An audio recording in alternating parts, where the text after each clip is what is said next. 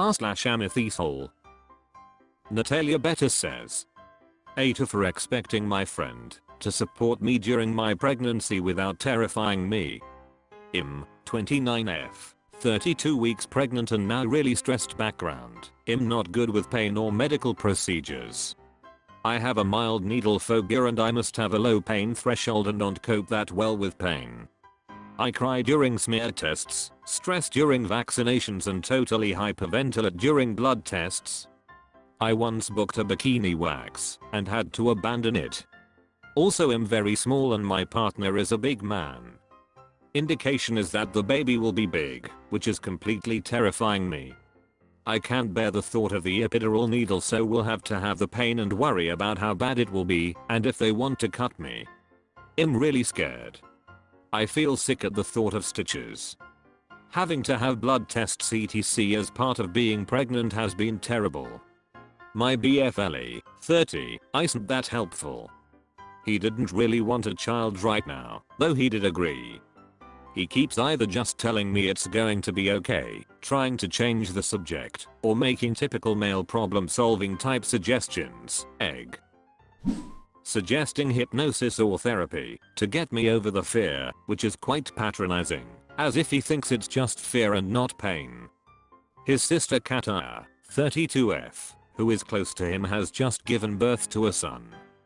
We were close before we got pregnant and then became closer. She had been a great support to me and I've really relied on her when I was worrying about everything and talked it through with me. Where we've disagreed though is she has wanted to stick her head in the sand and assume her labor would be fine, but I wanted to learn every possible detail and what can go wrong so I could be fully prepared. She thinks I can't know what will happen, so what's the point of scaring myself and her? Generally it's been good though, and I don't know how I'd have coped without her. Ellie and I have just seen her. He just asked the basics about her and then cuddles the baby. I had a million questions. I knew she'd had a long painful labor and stitches. I asked her specifics about it and she kept giving vague answers and brushing me off, saying it'd been awful but she was now okay and didn't want to talk about it. I was hurt because she knew how I was feeling and that this might help me, and I told her this and said I wasn't being nosy, but it would help me. She snapped at me that nothing would help me. She wasn't my therapist. I was selfish and self-absorbed and cold and she'd just have a moment about her. She'd given most of her pregnancy to my feelings. She said I should have sorted myself out before I got myself pregnant and she felt sorry for Ellie. She then horrifically said she expected that my labor would be long and excruciating. We obviously left then without even really getting a chance to look at the baby. Ellie said she shouldn't have said what she did, but maybe hormonal, and I probably shouldn't have pushed her and talked again about support. I really can't believe the cruel things she said to a heavily pregnant woman. Body_by_art says, Iterench's right. Nothing is going to prepare you. Birth is painful and traumatic. Should have thought about it before you got pregnant.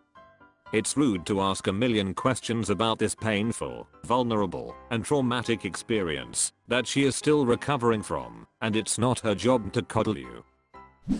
Ted Nova Speeches says, you know that if this gal had answered Op's rude questions candidly, Op would be screeching and crying and clutching her pearls about how mean she was to scare her with these horror stories.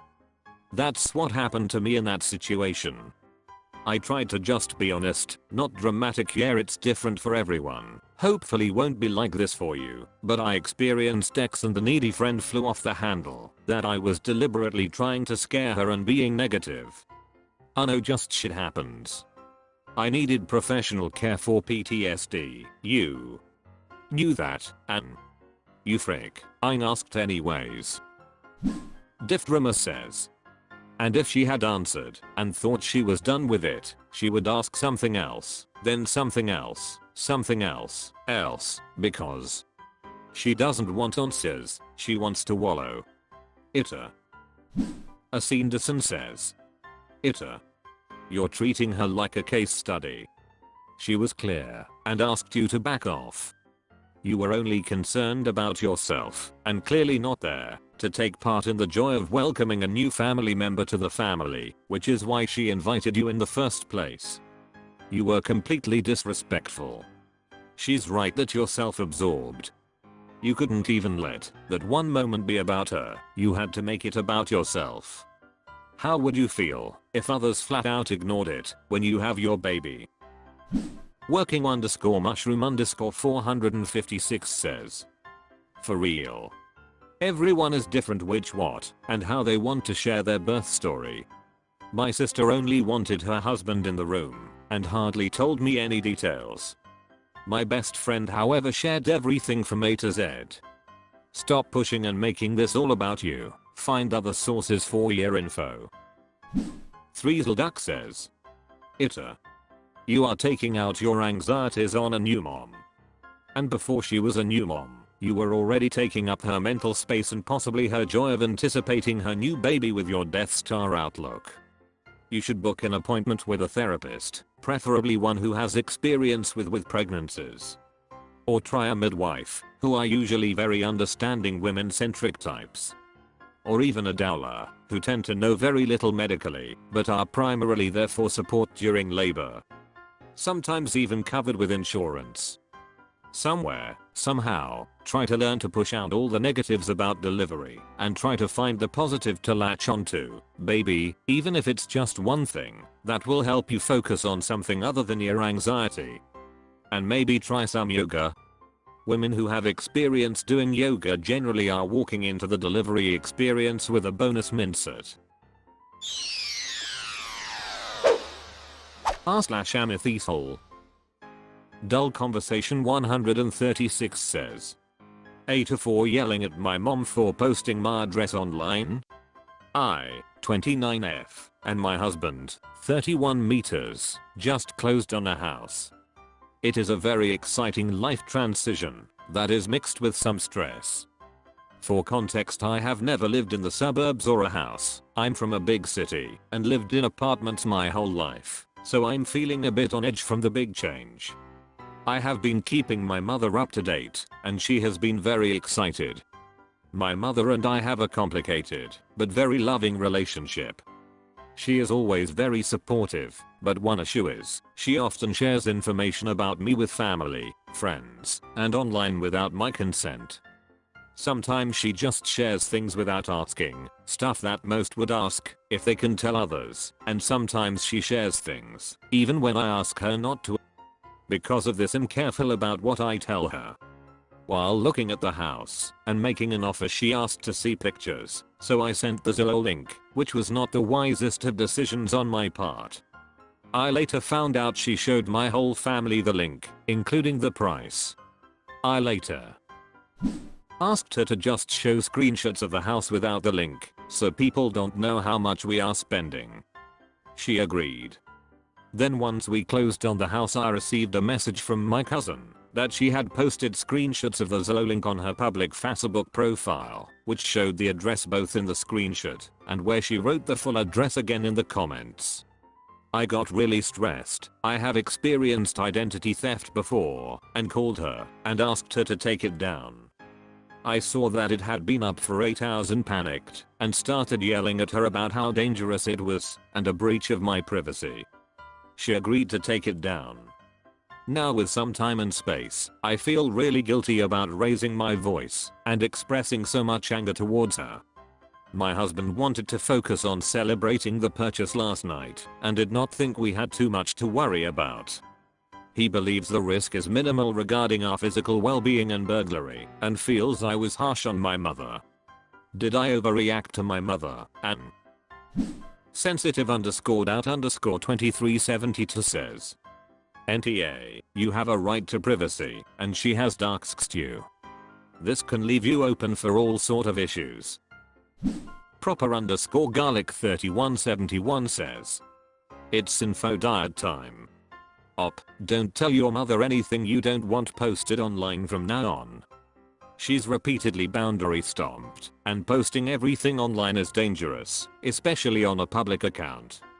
If you and hubby want kids and tell her about a pregnancy, she'll immediately start posting it on FB before you have the chance to announce the pregnancy yourself. You're going through something and don't want the world to know? She'll post it. I think you also need to address hubby's passive attitude towards it. He can be calm about it because he isn't the one who had to deal with the brunt of it, and the idea of the risk is minimal, so it's fine is just so nonsensical. I said it in another post to a teenager, but apparently both hubby and mom need to learn that risk is a numbers game. The internet exposes you to more people, and some of those people are going to have bad intentions. There was a story of an influencer who took a picture in front of a window in her house and someone asked her, based on a tree she had in her yard, and by using street view photos, to confirm it was hers by the decoration visible from the windows.